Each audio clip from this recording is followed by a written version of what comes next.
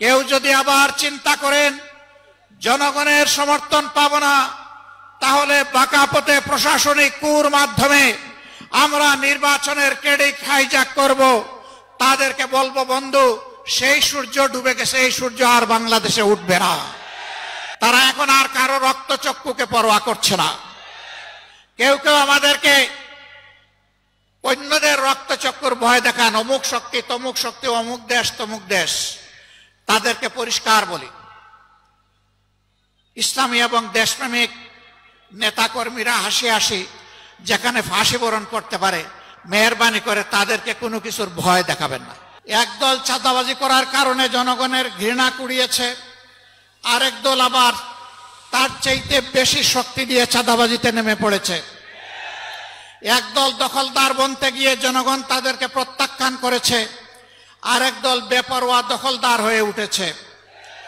একদল জনগণের জানমাল নিয়ে ছিনিমিনি খেলেছে, আলেম ওলামা বিরোধী রাজনৈতিক নেতৃবৃন্দকে হত্যা করেছে, খুন করেছে, ফাঁসি দিয়েছে, নির্যাতন করেছে, পঙ্গু করেছে, জেলে পড়েছে, দেশ ছাড়া করেছে। আরেক দল ঠিক একই পথ ধরেছে, এমনকি নিজেদের মধ্যে মারামারিতেও নিজেদেরকে শেষ করে দিচ্ছে। সংগ্রামী বন্ধুগণ, দফায় দফায় এত রক্ত, এত ত্যাগের পরে দেশবাসী কি আশা করেছিল?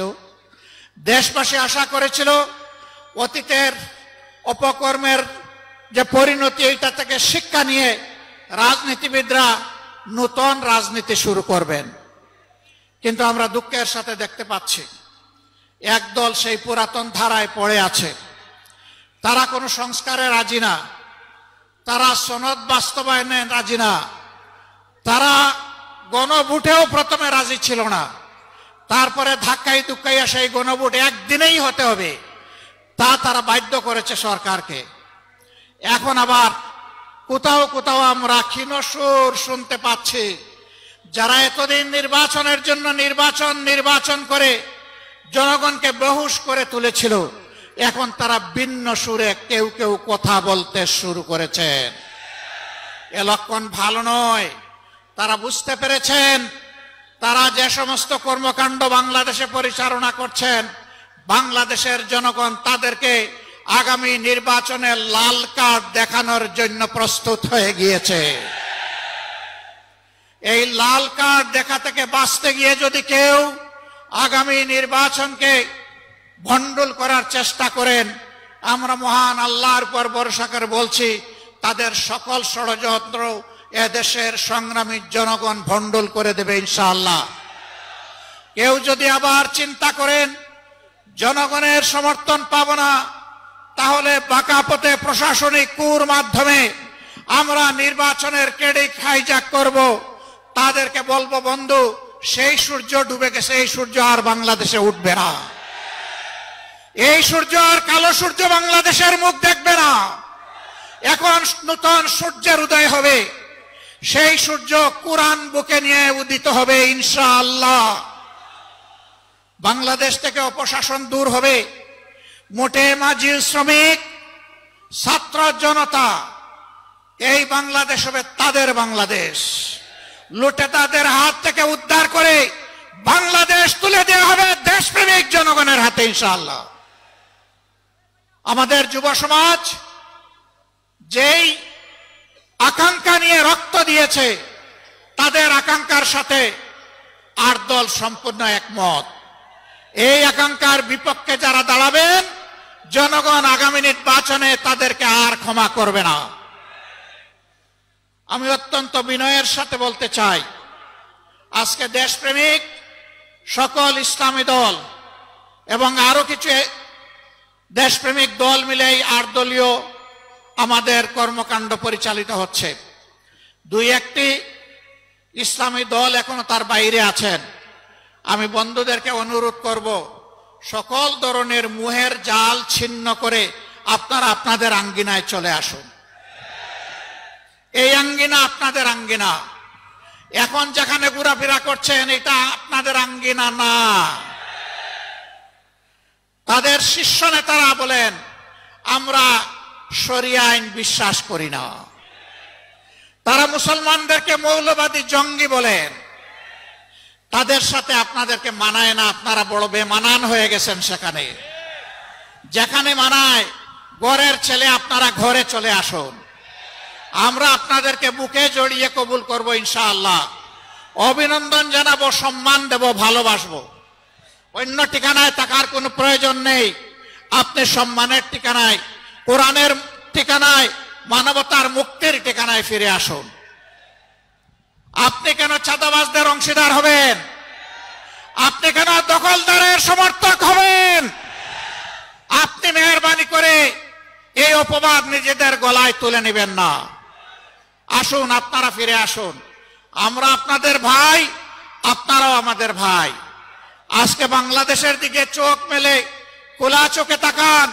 আজকে সমস্ত ইসলামিক এবং দেশপ্রেমিক শক্তি ঐক্যবদ্ধ হয়েছে। ইস্পাত কোটির ঐক্য ইতিমধ্যেই গড়ে তোলা হয়েছে।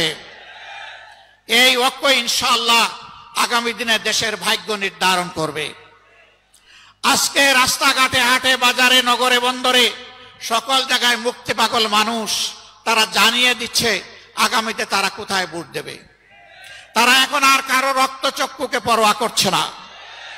কেউ কেউ আমাদেরকে অন্যদের রক্তচক্ষুর ভয় দেখান, অমুক শক্তি, তমুক শক্তি, অমুক দেশ, তমুক দেশ।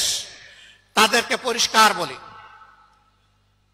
ইসলামী এবং দেশপ্রেমিক নেতাকর্মীরা হাসি হাসি যেখানে ফাঁসি বরণ করতে পারে, মেহরবানি করে তাদেরকে কোনো কিছুর ভয় দেখাবেন না।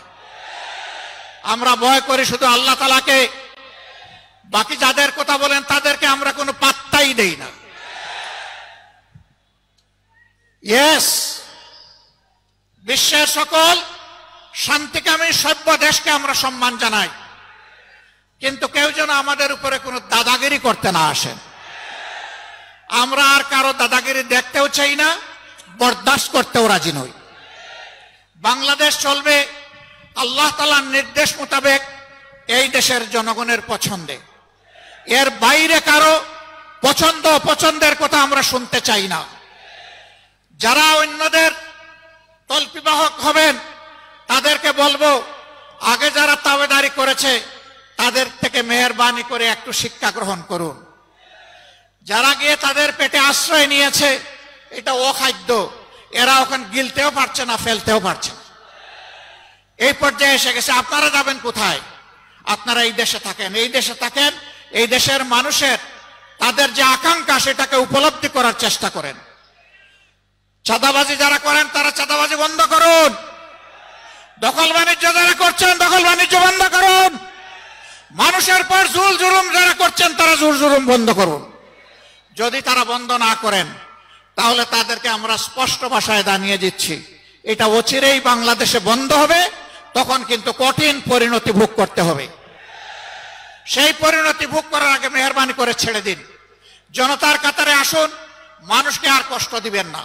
প্রিয় সিলেটবাসী, বরাবর আপনারা অন্যায় অসত্যের বিরুদ্ধে আপনারা লড়াই করেছেন। আপনারা 96-2001 আওয়ামী লীগ যখন চরম তাণ্ডব দেশবাসীর উপর চালিয়েছিল, তখন এই সিলেটবাসী আপনারা আওয়ামী লীগকে লাল কার্ড দেখিয়েছিলেন। আওয়ামী লীগ সেদিন প্রকাশ্যে বিবৃতি দিয়ে শাহজালাল বিশ্ববিদ্যালয়ের ঘটনায় জনগণের কাছে ক্ষমা চাইতে বাধ্য করেছিল। এর থেকে প্রমাণিত হয় কখনো অন্যায় এবং অসত্যের যারা অনুসারী তাদেরকে আপনারা বরদাস্ত করেন নাই। আমাদের ভরসা আগামীতে ইনশাআল্লাহ আপনারা করবেন না। আপনারা ন্যায়ের পক্ষে